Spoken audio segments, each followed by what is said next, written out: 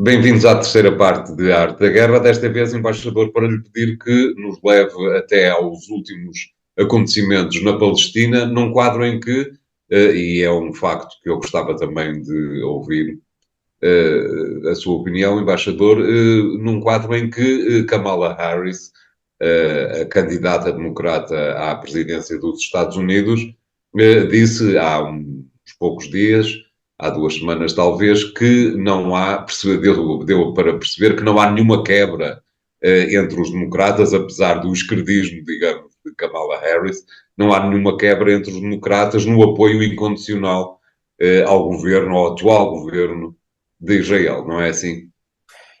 Eu não sei se será exatamente assim, isto é, ao atual governo de Israel.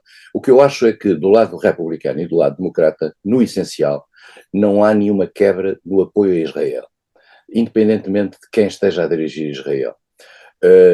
No passado, muitas das vezes, esse apoio era perante governos israelitas que mostravam alguma margem de compromisso relativamente à negociação com os palestinos.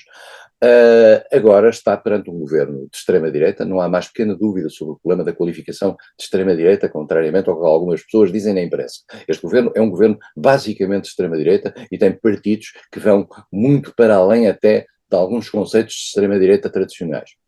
E, portanto, nós estamos perante um governo com uma agenda extremamente radical, uma agenda que tem partidos dentro de Israel que são favoráveis, em primeiro lugar, pura e simplesmente à saída dos palestinos, quer de Gaza, quer da Cisjordânia, ao alargamento dos colonatos, quer a Gaza, quer à Cisjordânia, e, portanto, para a limpeza dos palestinos e integrar os palestinos na Jordânia, no Líbano, no Egito, se possível, mas tirá-los. Aqueles poucos que conseguiriam escapar nessa ótica. Os que conseguirem escapar, e enfim, se os palestinos ficarem à espera da comunidade internacional para os ajudar, podem tirar o cavalo da chuva, porque viu-se o que tem acontecido até agora. Israel, Netanyahu definiu uma estratégia, tinha já definido uma estratégia de acossamento sistemático a Gaza. Gaza estava sob bloqueio, a situação económica em Gaza era dificílima, a vida das pessoas que vivem em Gaza era dificílima. Gaza tinha sido tomado, lembremos, eleitoralmente pelo Hamas, que era a ala mais radical dentro do movimento palestino. O Hamas vai fazer agora um ano, já ninguém se lembra, mas já estamos em cima de um ano face ao ataque terrorista que o Hamas fez dentro do território de Israel, onde matou muita gente, 1000 e tal pessoas, onde fez reféns, alguns dos reféns que levou para Gaza e que escondeu em Gaza, e ainda há 100 e tal reféns, aparentemente vivos, apareceram agora 6 mortos, em Gaza. Desde o início que me pareceu, mas isso vale o que vale, que Netanyahu achou que estes reféns era o preço que tinha que pagar, e a vida destes reféns era o preço que tinha que pagar para esmagar completamente o Hamas. Talvez pensasse fazê-lo mais cedo, talvez o escândalo da maneira como começou tenha provocado internacionalmente uma onda de vilificação de Israel com que nem o próprio Netanyahu estava à espera, e isso levou a que, de certa maneira, houvesse uma maior evidência a este massacre das populações civis. Neste momento, há os números que o Hamas dá são os tais 40 e tal mil, há números que apareceram no Reino Unido aqui há dias que apontam para 100 e tal mil.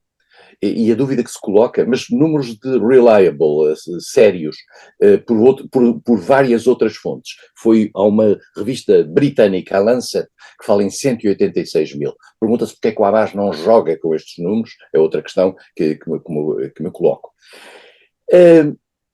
Claramente Netanyahu quer desfazer o Hamas, quer anular o Hamas. Há aqui, na minha opinião, um mito, isto é, o Netanyahu pode matar todas as pessoas do Hamas. Não mata a ideia que está subjacente à postura do Hamas.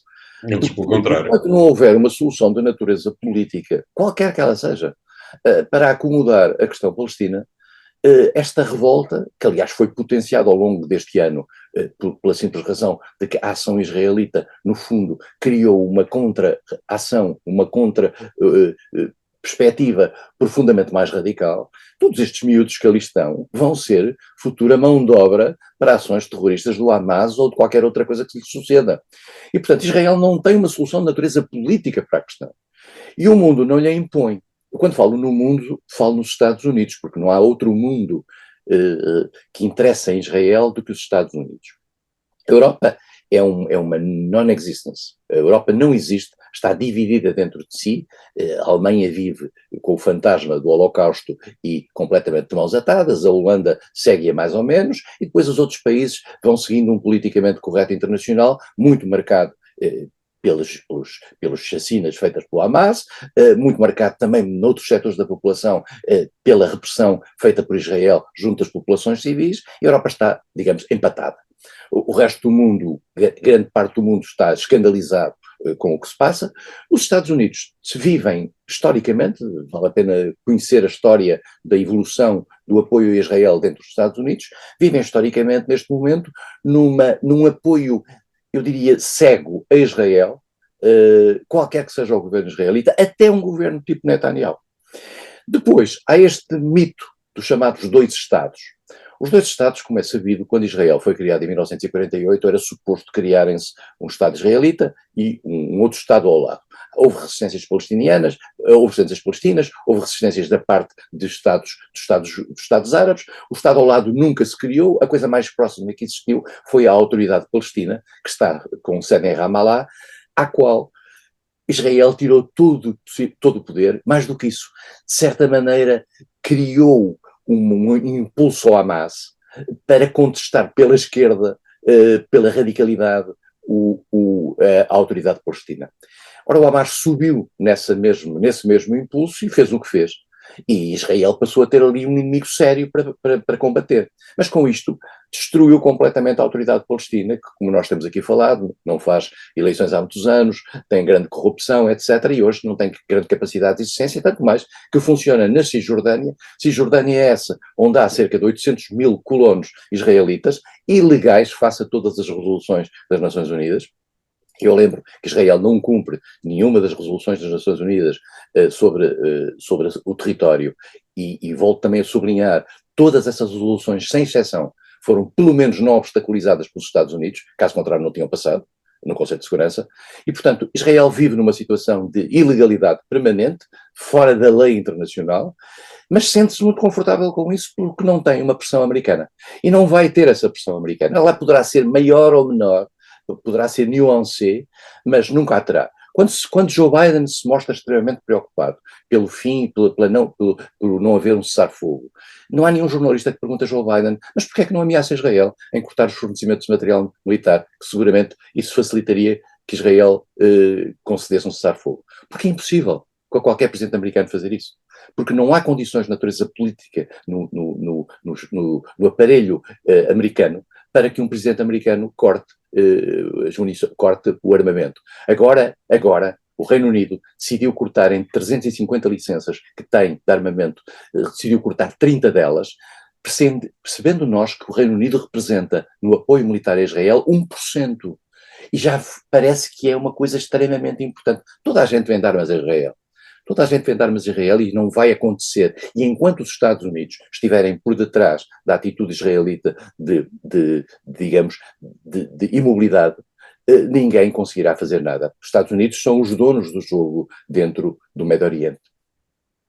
Alguns, numa destas semanas em que o programa esteve de férias, os BRICS convidaram, na pessoa do presidente da Autoridade Palestiniana, convidaram a Palestina a estar na próxima cimeira, creio que terá lugar em outubro, na próxima cimeira dos BRICS. Vê aí alguma saída para esta crise no Médio Oriente, embaixador? Eu acho que os BRICS são uma entidade retórica que dificilmente passará de uma estrutura de coordenação política.